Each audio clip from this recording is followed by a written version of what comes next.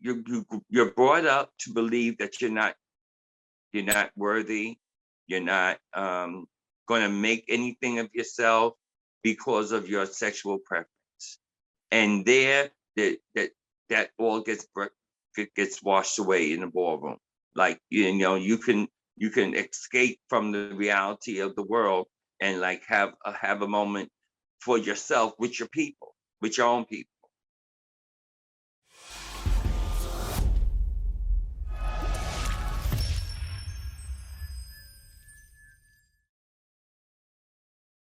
Who are we speaking with? Andre Collins. What do you want your legacy to be? You always hit me with the questions, the tough ones.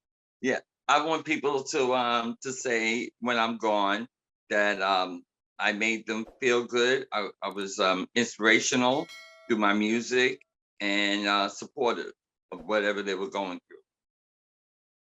I love it. Why do you DJ?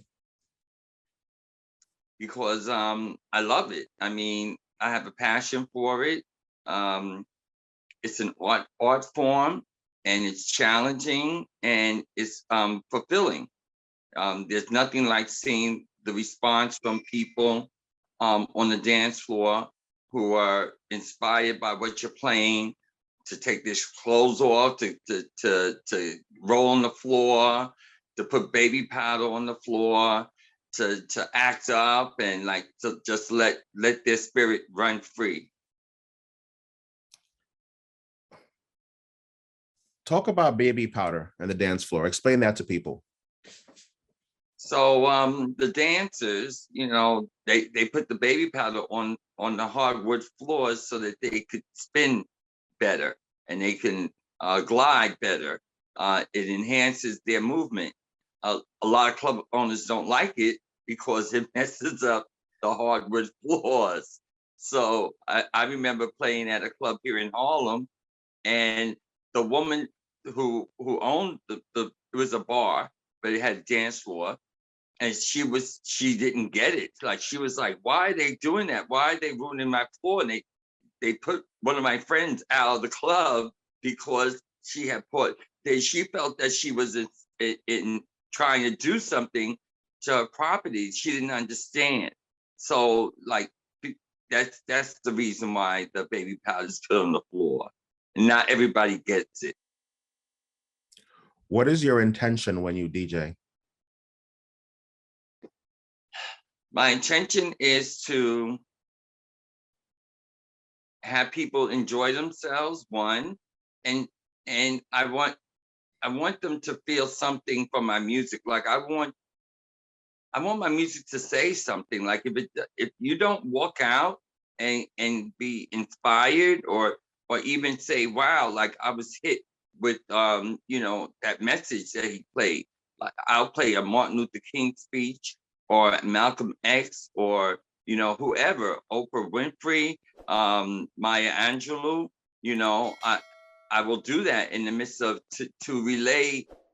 Like, yeah, we're having a good time, but there's some real stuff going on in the world, and we just gotta kind of bring it together. Like, we have to stay together as the individuals, and then as a group of people, to be unified. So I think it's important to have a message in your music. Basically, that's what I'm saying. Speaking of current times, what effect has COVID had on the scene and on your career in particular? Well, I just recently did 2 indoor events, and I haven't been working for quite some time. And even now, because now we have Omicron or Delta, and we have all this new stuff, circling around, with still a level of apprehension for me. But I'm happy to see that people are going about living their lives, because for a year or so, there was nothing to go to. Everything was shut down. So we're coming out of it, but we still, not everyone chooses to be vaccinated. and that's their personal choice, you know. But because of that, there's a hindrance in wanting to go out and how close you are to people. I did a party in Jersey about a week or two ago, and pretty much half the people, not everybody, but most of the people were wearing masks, and the staff was wearing masks, and I was wearing a mask. You know, when I'm playing it, I could take it off because there's nobody around me beside my sound man. But when I walk through the crowd or go outside to smoke, I need to put my mask on. So we're getting closer to. I don't think it will ever get back to the way things used to be, unfortunately. And I'm not wishing for that to happen, but I just think that this virus is going to keep replicating itself over and over again. At some point, we will have some sense of normalcy, you know, but I don't know when that's going to be. The New York club scene, it appears many clubs have moved to Brooklyn, and there are not so many clubs in Manhattan anymore. What caused that shift? And then how does that affect opportunities for you to play? I don't know how that happened. I know that most of the big clubs in the city are closed. And there's big rooms in Brooklyn, and so there's smaller places here in Harlem and maybe in the Bronx or so. But the big rooms are in what kind of Williamsburg, you know, is the scene right now. You know, they have a club on top of club. That like there's clubs right next to each other, and they're huge. You know, elsewhere is it's talking about Now and Then, another club that they're starting to use. But the elsewhere, I went to the Paradise Garage reunion a couple of years ago. I didn't go to what they had earlier this year, but it was a couple of years ago. That's a huge club, you know, and there are rooms like that out there in Brooklyn, but Mm. not here in the city. So the garage was the mecca and the blueprint for what clubbing is today. Would the garage work today? Hmm. It would be nice to believe that it could. I think the times and the I think we're living in a different time. I think the garage was what it was, and it was supposed to be at that time. I think that what we're going through now is what we have to experience now because the times are different. You know, we've grown up. I don't know if that same kind of electric energy that the people gave in the garage, and that the openness of people is really happening in this generation. I have a big question mark on that. You know, so much has happened in the past. What the garage been closed for over 20 years. You know, and so this is a different time. So I would like to think that it would. I would like to think that it could be, but I don't know for sure. I just think the climate, it's totally different now. You know, but I want. I'm sorry. I know you have questions, but I wanted to bring up 2 points because I didn't address them properly. I didn't feel in the first interview. The first one is my relationship with David Cole, because David Cole used to come to. And if anybody doesn't know, David Cole is the other member of CNC Music Factory. It's Robert Chavillis and David Cole. And David Cole would come to Better Days, and he would just hang out with me in the booth. And then he said, can I bring my sample of my keyboard to the club? And I said, sure, and so he would play live keys on top of me DJing or sampling, and it was just magic was like happening, it was just so amazing. And then he brought me the acetate of Notice Me. So I was the first one to ever play Notice Me in a club, because he gave it to me, and I was like, he was just a brilliant artist and a wonderful person. And I just wanted to make note of that because I felt like I need to share that information. And then you asked me the question of whether it's different to play for a gay or straight club. And because I didn't want to offend anybody and be biased in my answer, I said, no, not really. But really, yes, it is. Break it Really, down for yes, us. it Break it is. down for us. Break it Okay, down for us. because what I can do with the gay following is totally different from what I would do in the shelter or a straight following. Not saying that gay people aren't at the shelter, they are, but it's predominantly a straight crowd. So I wouldn't play a bitch track. A bitch track is Miss Honey. A bitch track is Work Me, Goddamn It. And so those songs don't go well for that group. But I play it for a gay group, they will go up, because it has not only it's gay. The songs are really like dub break and disco beats, and the hot dance. The hot dance is still being used now in the young generation with the ballroom. Like Louis doesn't know. I mean, I'm sure he knows, but he just has. I think that the level of the hot dance kind of shifted the sound in the ballroom, because it really did, because I listened to some of the new guys who were doing production, and there is a piece of the hot dance, not a lot, but enough in there because it has the rhythm and it has the hot thing going on, and it's a moment where they can hit the beat, like you can do something dramatic, do the death drop, on the beat.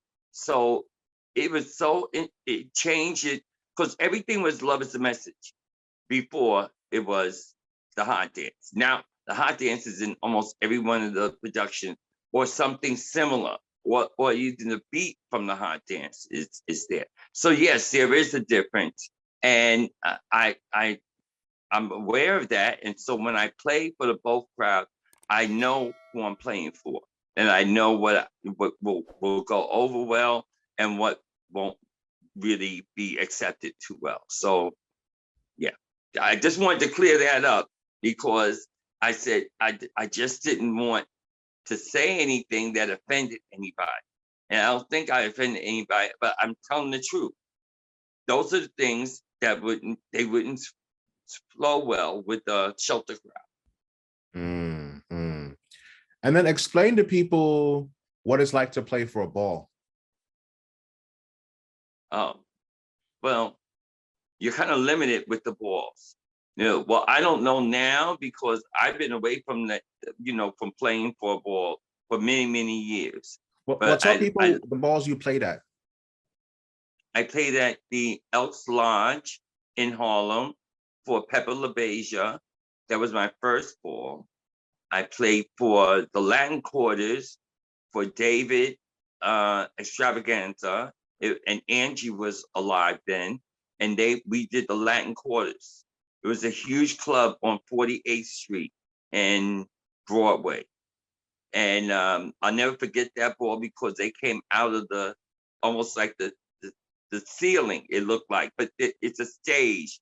And they came out on the top of the stage on a staircase. And it was just monumental. And Sylvester was a guest of mine because he was in town. A friend of mine was his, he kind of worked I guess he was like promotion, but he brought him to the club and he hung out with me that night.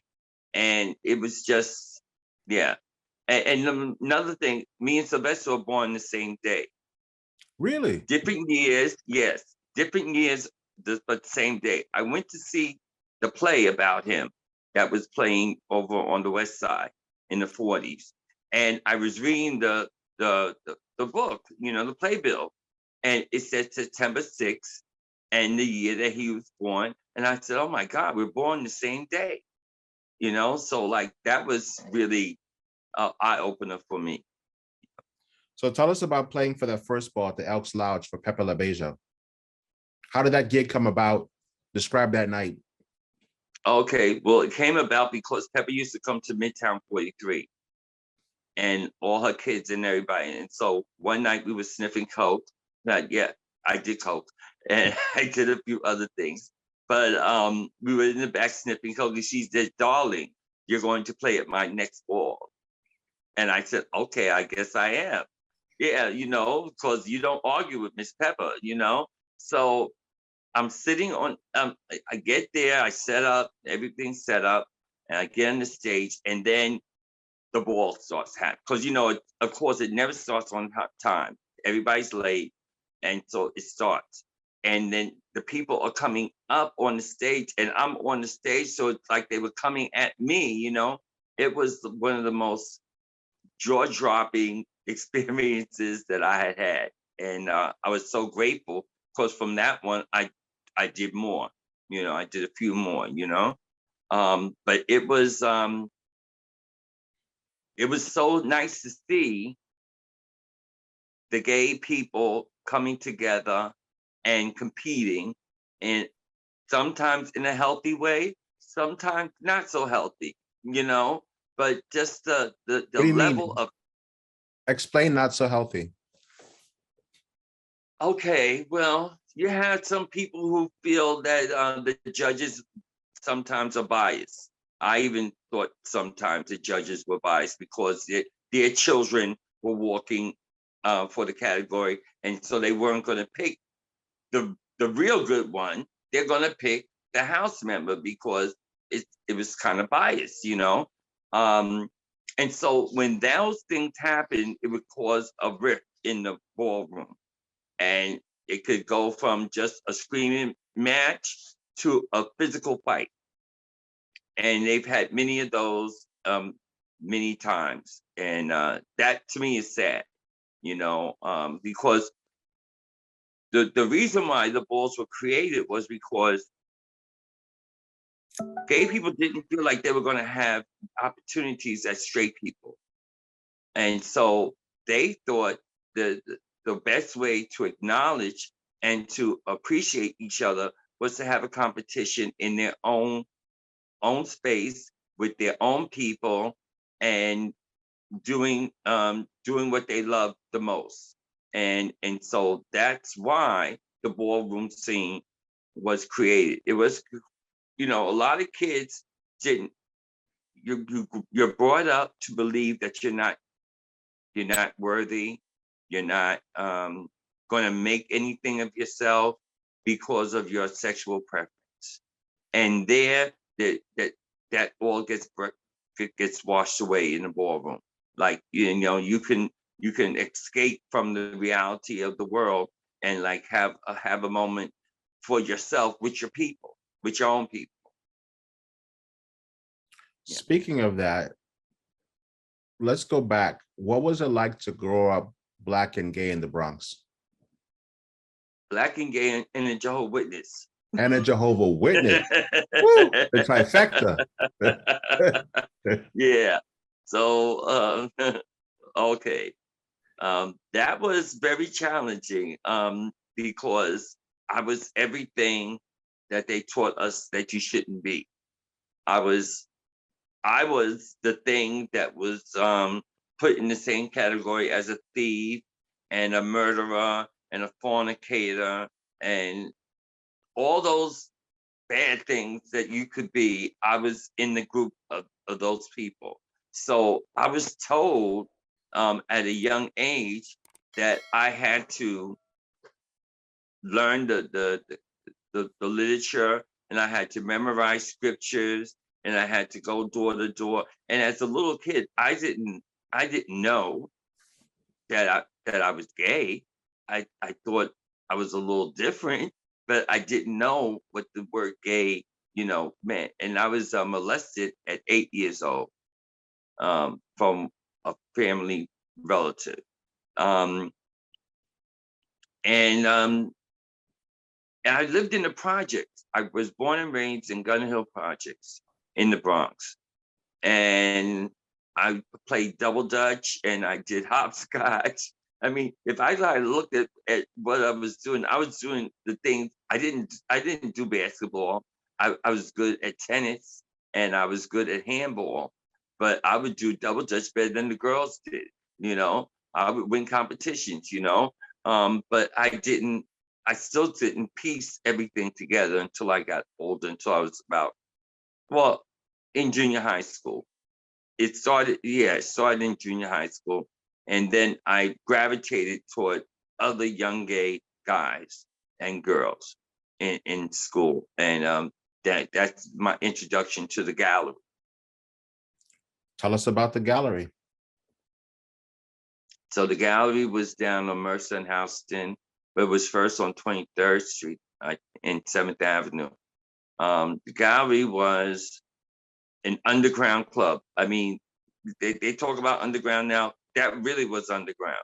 You had to have a membership and you had to know somebody, especially me. I was young. I was 15 years old, going on 16. And we could only get into the gallery with a member. You couldn't just walk up to the door and go in the club. It don't matter how much money you had. And so it was like you walked into a sense of freedom. Like, I'm telling you, everything outside of the gallery was outside. Inside, you were at home. You felt, a community. You felt like family. You didn't know everybody, and you didn't have to, but everybody was there for the same reason, to enjoy the music. Yeah, you get a little fucked up, but it was mainly because of the music and because of the love that we had felt in the room, and it stayed open until the next day. Like, you could go in the gallery at 2 o'clock in the morning and come out maybe 11 o'clock in the morning. Yeah, 12 o'clock sometimes. It all depends, But it was just amazing. It was like heaven on earth for a little kid who lived in the Bronx and was, a Jehovah's Witness. It was like I finally found my sense of freedom. I found a place where I belong. Tell us about the DJ and tell us about the crowd. The DJ was Nicky Ciano, and Walter Gibbons did the lights. And Walter Gibbons did the remix of Hit and Run. And he did a couple of remixes for Salsa Orchestra. He did 10%. There's an album called Disco Madness that he did. So Nicky was the influencer, and to me, he was the one. Like, there was Nicky and there was David. David was down the street. David Mancuso, he didn't mix. So that was the unique thing about Nicky. Nicky took those same songs and put them together. And then, to me, even David was telling the story, even by not mixing the song. But there was something about mixing the songs together and creating magic. It was like some form of magic. Like, it would just captivate the whole room, It allowed you to be free, and like that music, some of the music now is good, but that music to me was the best music. And even though some of it was on 45s and some of it was very hard to find, hard pieces to get, But something about that music with live instruments and real people. I mean, playing the drums and not a drum machine and not no tracks. There was pure music, you know. It's just to me, that's why those songs are called classics. They're called classics because they live on through time. They know they don't die, you know.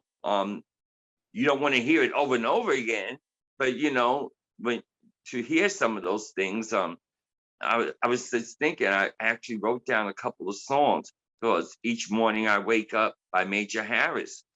Danny Kravitz did an edit, and I told him I just saw Danny. I went to 718 and I listened to Osulade. He had him as a guest DJ. And so I told him, I said, you did some really great edits. Like he did like he did so many, and he did so many songs that a lot of people don't know about, but now because of his edits, they're being exposed to them, you know. And I just thought, what a wonderful gift to give people because they didn't live through that. They didn't have the opportunity to know what that felt like.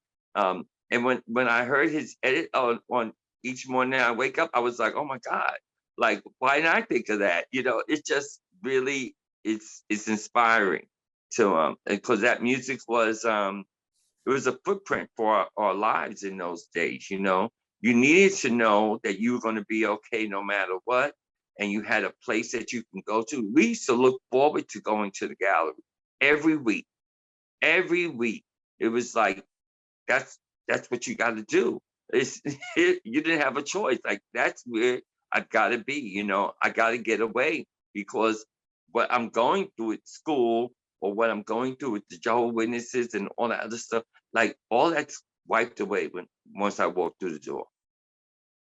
Mm.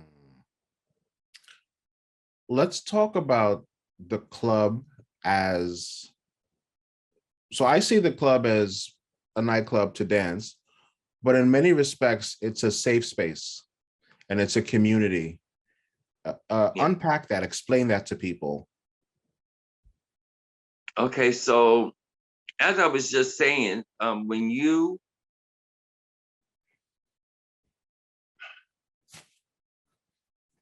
when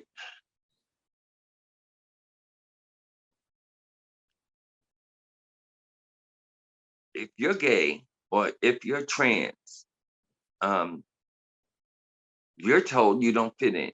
You're told you don't have any opportunities. You're told you're you're not. Yeah, and I'm not saying that this is being told from outside people.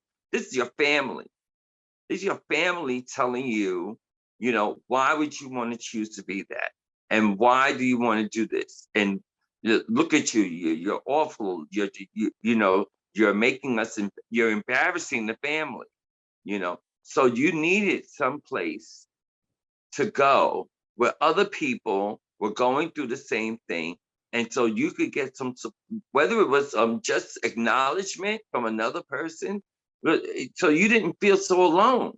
You didn't feel so like, oh, well, I'm the only one. No, there's a whole fucking room of people going through what you're going through, you know?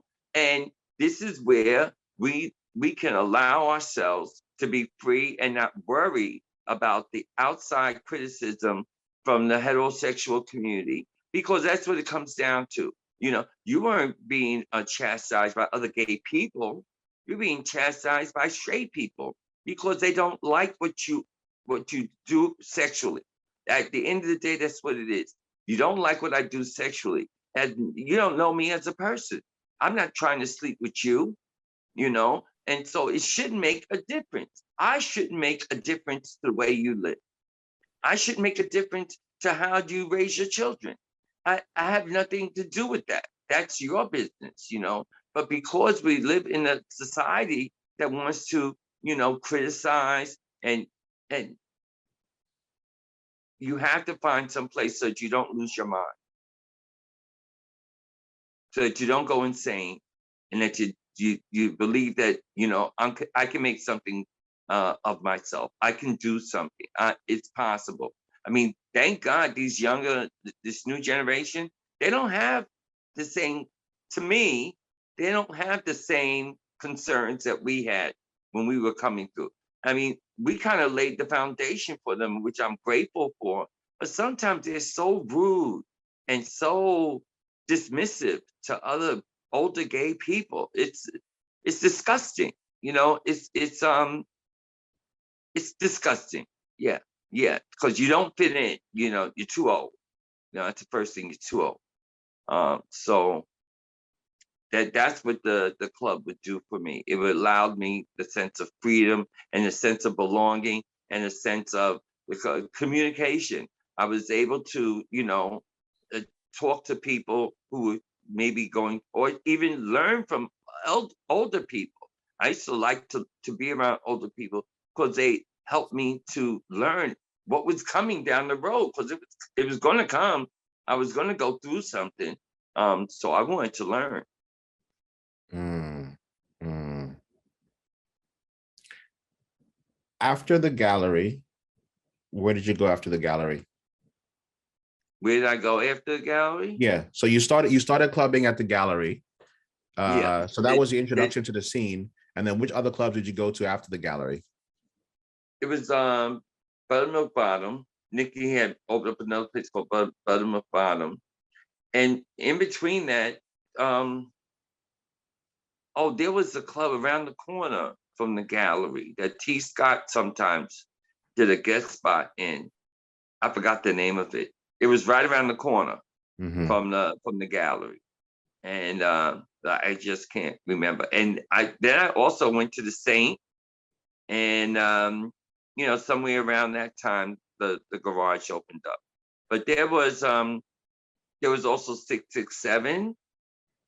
That was down in the Lower East Side, and my Explain to mind goes people, blank.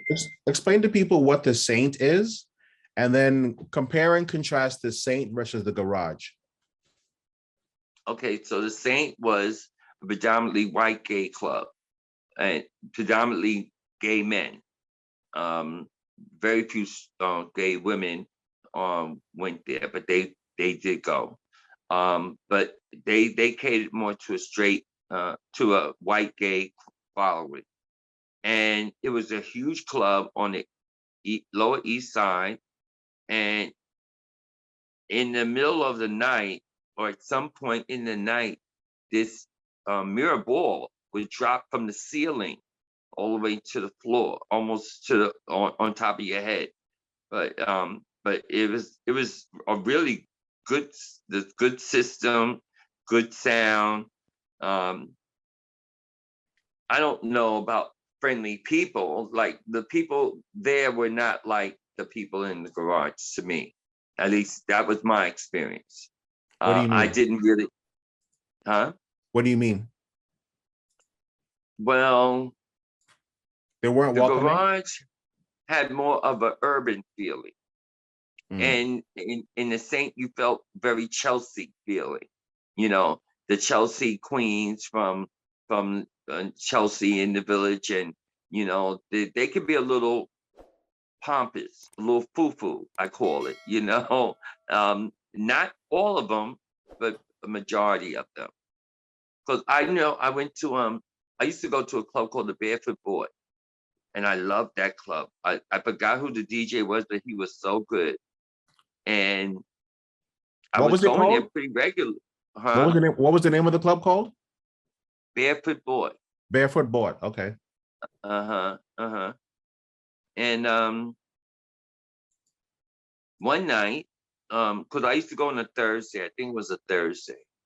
Yeah, I used to go on a Thursday. And one night, out of nowhere, they asked me for my ID or so. Of course, I think I was of age, but I was a little offended because they never asked me before, and that was my last time ever going there. Because maybe I was underage, but they were letting me come in, and I felt that they were being prejudiced toward me. And so I stopped going at that time. But sometimes the white gays can be a little, and like I said, I'm not saying this about everybody, because Danny has a whole different crowd, and I don't think that they're the, the the gay men on the whole are like that. But there was a time when it was very like, you black gays go here, and we white gays we go there. Mm-hmm. They even tried to do that at the garage. They actually went to do it, and the people, we all protested, basically, because they were going to make a white night and a black night. And we got wind of it, and we were like, oh no, like this is not going to happen. So like, I believe in protests, and I believe in, uh, saying what you need to say, and finding, and don't allow anybody to shut you down with your point of view. You know, we weren't having it. I love it. I love it. How was the Osunade Danny Kravitz party? Oh, it was really good. It was really good. Yeah. That was my first time. I mean, and it was so crowded. It was so many people.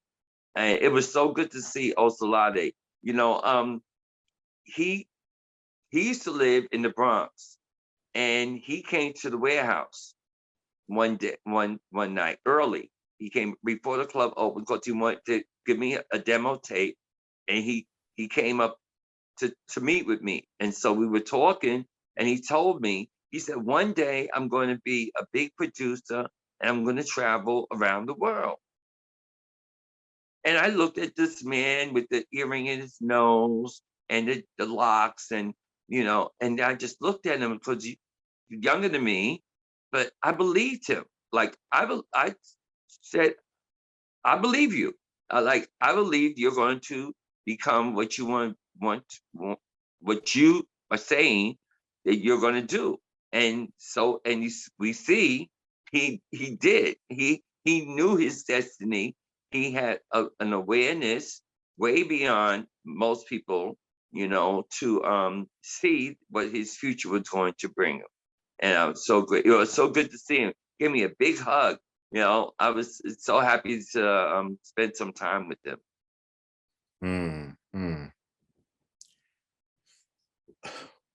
What's the number one problem with house music today? I don't know if there's a problem. You think it's a problem? No. Is there? I don't know.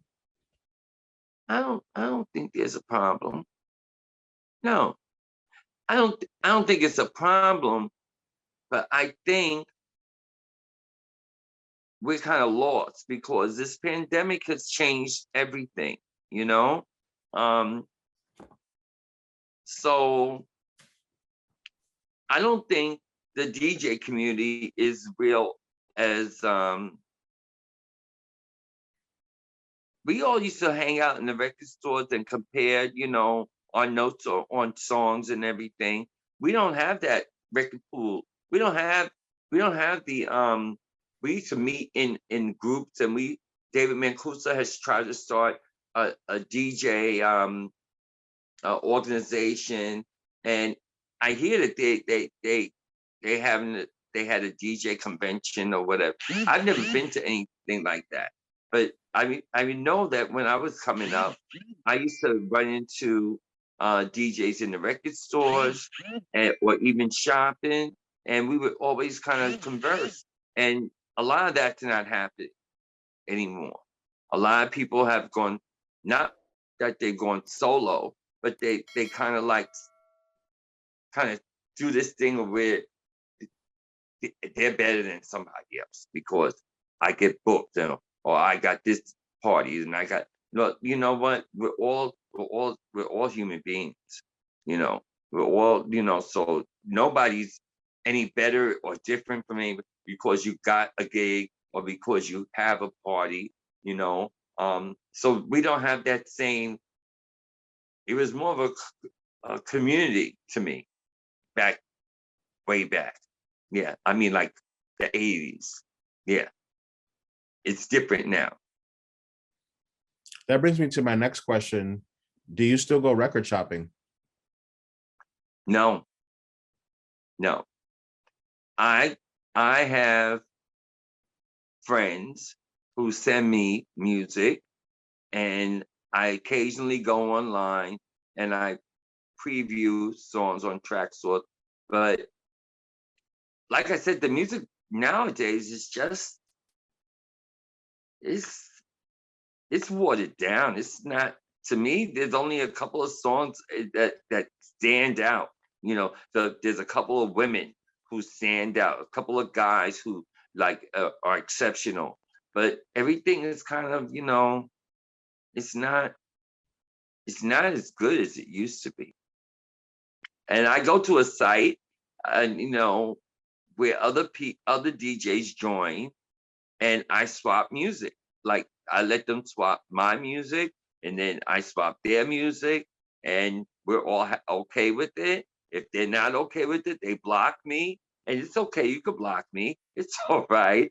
But yeah. So the money I spent on 12 inches, and all the 12 inches, I had close to 10,000 records at one point. I'm down to about 5 now because I started selling my collection. I mean, because as much as I love it and as much as it's nice to see it, I don't have, I'm getting older now. If I move from here with, I have now close to 4,000 records still here, you know, that's a lot of stuff, along with your furniture and your stereo and your clothes, and so I'm downsizing my collection, and it hurts a little to have it happen, but everything I'm able to find online. I'm able to punch a song in, and it pops up on my computer, so I have the file. I mean, I'm not playing no vinyl. I don't have a party. Like, if I had a party like Danny's, I would play vinyl because he has a party that he can do that in. But if you don't have a place to express yourself with vinyl, most clubs they don't have turntables in the clubs anymore. They don't have them. They have a Serato thing. They have a flash drive something, but it's a big thing that looks like a computer, and that's what you play on.